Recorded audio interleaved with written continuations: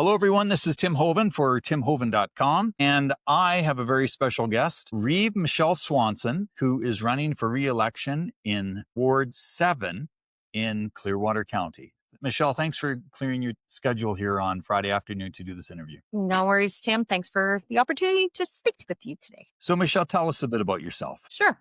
I've been in the Clearwater County area for now about 20 years. And my family and I moved here from the east side of the province where we used to farm both grain and cattle. Came a time where my husband said, we're going to move on. And so we sold everything lock, stock, and barrel, and we moved this direction. And he went up north to work in the oil sands, and we settled in this area and have loved it ever since. So that's where my family and I have hailed from. I have 2 adult children and a grandchild. And anyways, it's been fun. I'm been involved with 4-H my whole life. As far as my young life, I've also participated in a lot of volunteer for a lot of different community organizations. And yeah, my calling came when I started participating on the Clearwater County committees. I was on MPC. I was also on FCSS and also the rec board. So serving those committees really got my taste into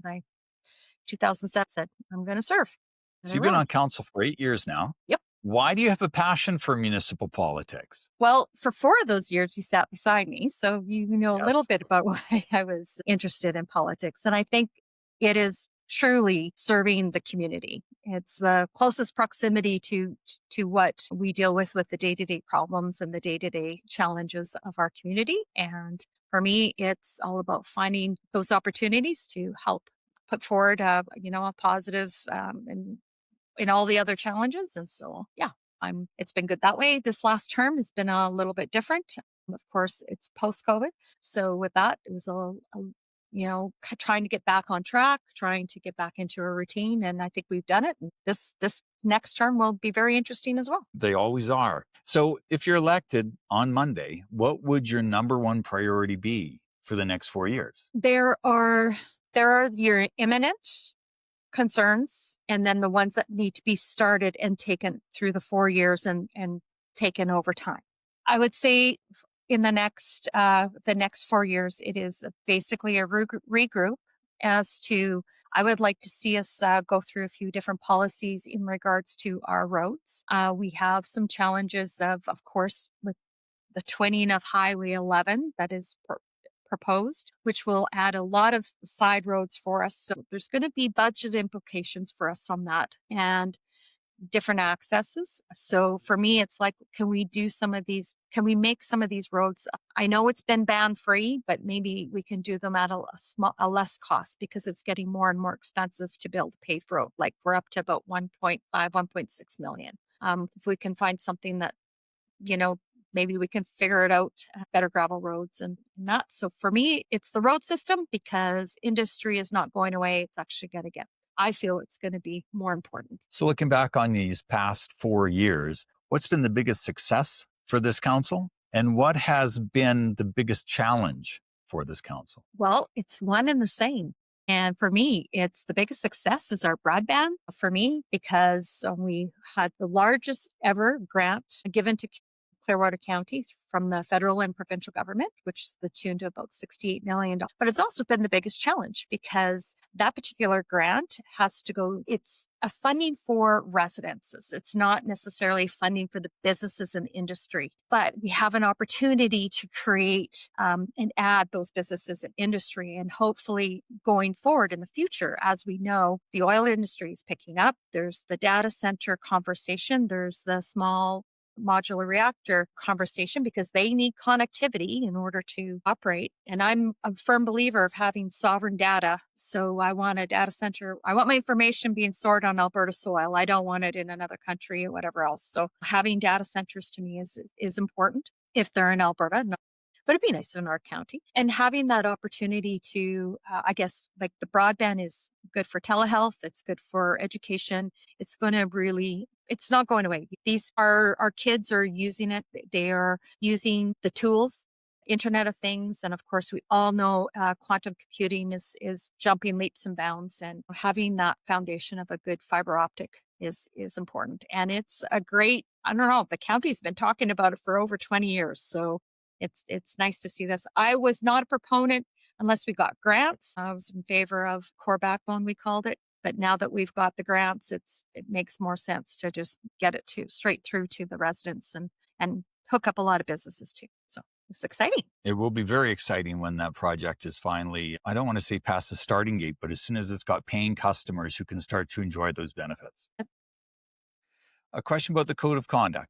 Both the town of Rocky Mountain House and Clearwater County have had their issues with the code of conduct complaints. To many people, the first few years of these past terms were spent dealing with code of conduct complaints rather than good governance of the community. What can you tell us about what happened and what needs to be done to ensure it doesn't happen again to paralyze the council? For sure. I can't speak to the town in that regards because some of this is done in closed session. But I can speak a little bit to our code of conduct and how that was implemented. I do believe that having a code of conduct is there to help people keep on their lanes. The MGA gives us our marching orders in regards to how we're supposed to vote, how we're supposed to behave, and that we have the senior elected official, which is the RE position, is your person who is the head of the council in that regard. I have no strong mayor powers, so I can't veto anything, etc. And therefore, with a code of conduct, if you step off the sidewalk, so to speak, intentionally, then and you do it repeatedly, because there is in the process that you can be given a warning, in that instance, and there is a list of appropriate sanctions for, I'll just say, when you've stepped off the sidewalk.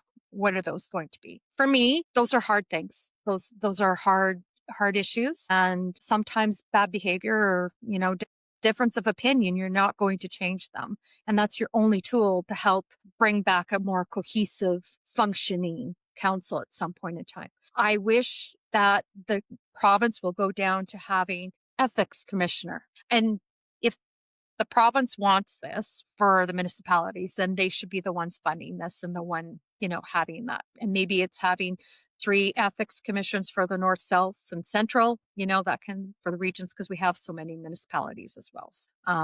As far as the county is concerned, we really only had them this past term, and that's it. So I don't believe we had them in the first term.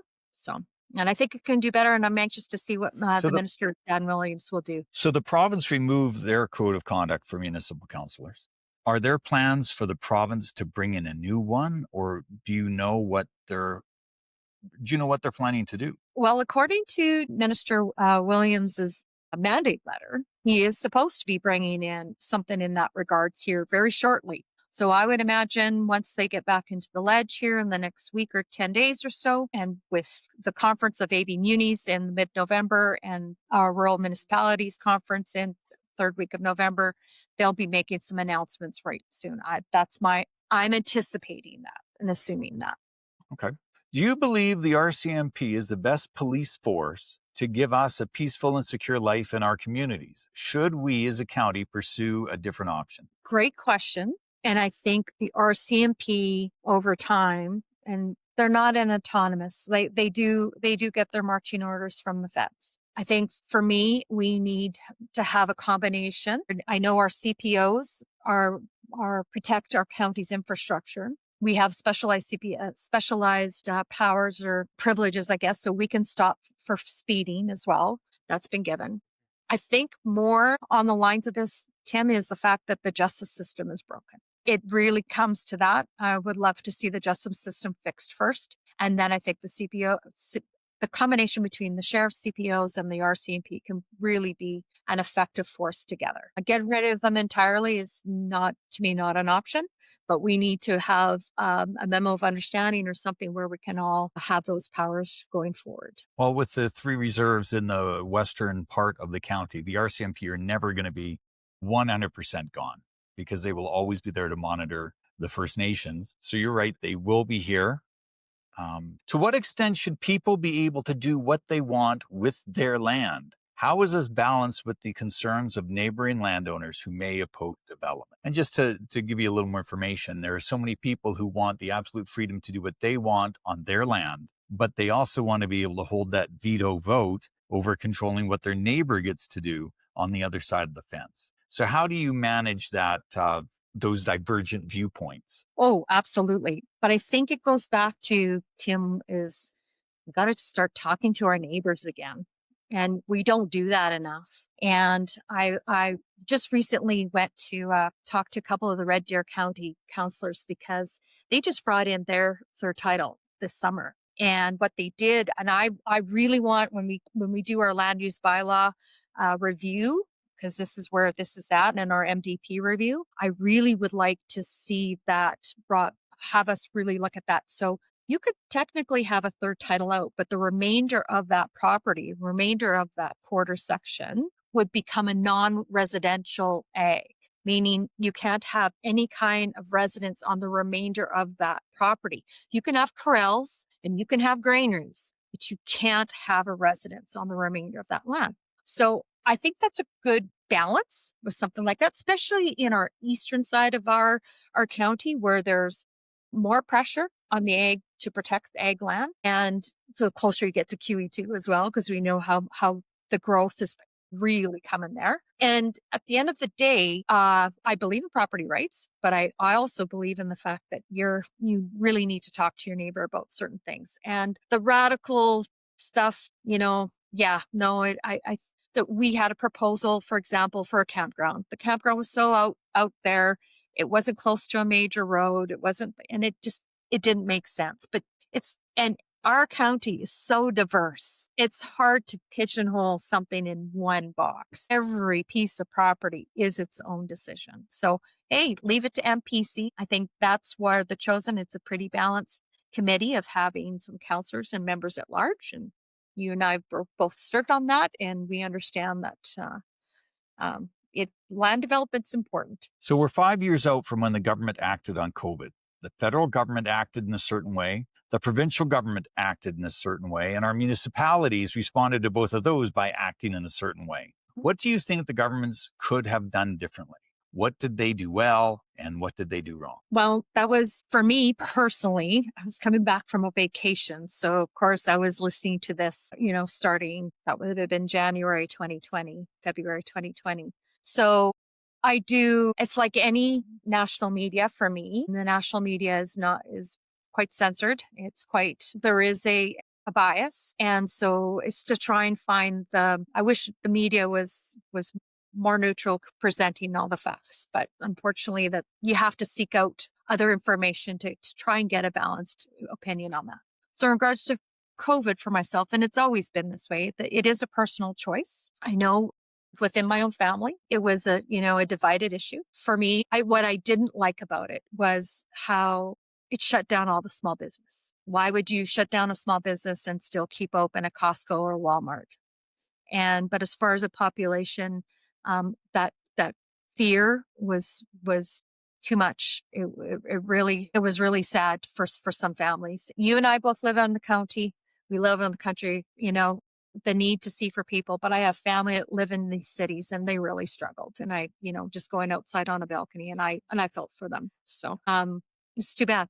It really is too bad. But I think you know better, you do better, and I think that's what really got people going is they start to question, and it's unfortunate what had happened. So one last question before we wrap it up. What is the biggest concern, the biggest challenge that the county's facing the next 4 years? Biggest challenge that I think that's going to come is we are going to have so many priorities, and it's to see whoever's sitting around that table. We only are limited by the administration from the day to day, and every week or every a council meeting, you can have a new priority that comes to the table, a new priority comes to the table. And it's to say no. And sometimes saying no means not yet. And we have to realize that, let's do the things that are most important. That's why you do a strategic plan, right? But it's to set up, this is what the priority is. And it helps it may be slow and mundane from the outside in, but having those consistencies in what we have to do, making sure the roads are graveled, the snow plowed, solid waste is going, the important things that we're mandated for, let's just make sure that those things are going good and bring on those one-offs. I can think of a few one-offs that we've had this past term, but things have to get pushed off because of that. And we'll see. I think going forward, we're gonna have to really consider, what it looks like, whether that be recreation, or with the town. I know the town, another group that popped up, they would like to have a dome, right, for soccer or for ball in the wintertime. There's the other issue of, I know at the county standpoint, if we get this Highway 11 twinning, we're going to need some more heated storage, things like that. I mean, the county just bought another quarter section to the east of Leslieville, to help with the lagoon expansion for that hamlet, because they want to expand, which is great. We need more areas for growth. And I think that's getting everybody on the same page in the next 6 months to a year, I'll just say, with the new council will be the biggest challenge. And then going forward. So I've got a Okay. question for Well, you. it's going to be an interesting election on Monday. Mhm. It will be, yeah, I really have no idea how this one's going to turn out. So I have to ask, because you are the chair or the vice or the president of the chamber for the Yes. Rocky Chamber. What is But it? this is not a chamber thing. This is me being No. a nerd. Yes, this is you being nerd. Where do you see the future of small business in our county? Where do I see the future of small business in this county? I seriously believe that small business is the future of this county. We can look at the development along that Highway 2 corridor, and as soon as businesses have a little more money and the ability to negotiate with some of the bigger players along the corridor, the services they can get might be to their advantage to be along that corridor. And so if we sit back and just trust that some big company is going to come in from the outside and rescue this community, we're going to be waiting a very, very, very long time. We need to encourage local people and that entrepreneurial spirit and get people to risk something, to gamble, not only the life of their community, but also their own lives and their families' lives. If we want to have a prosperous community into the future, it has to be because we are building small local business. If you look at the big businesses we have in the county now, 30 years ago, they were all small local businesses and they had the opportunity to grow. And we need that next generation of future large businesses. We're at the acorn stage right now, and we need these businesses to start. So in 30 years, we are even more prosperous than we are now. Agreed. And I also believe that we need to attract and keep families and keep a strong workforce to support those small businesses. That's really We important. do. Yeah, agreed. I want to age in place. So I want to make sure that there's a lot of workforce out there to help us. So, Yeah. no, that's Well, great. as someone who's dealing with parents who are aging in place, we Mhm. need those services right here. Agreed. So, and Yeah. it's one thing that's going to fix the community. It's about 15 things that all have to happen at the same time to keep this community moving and living for the future. Yeah, absolutely. And having food sovereignty, our farmers are more important than ever. And that's Yeah. the other handhold of this. So, and I was just looking at the tourism specs, and exporting Alberta beef, believe it or not, it's number 4. So on the list. So, which is Really? nice. Yeah, it was good. So, no, thanks for Good. the Well, opportunity Michelle, to. thank you very much. Thank you very much. You have a wonderful weekend and good luck on Monday. Thank you.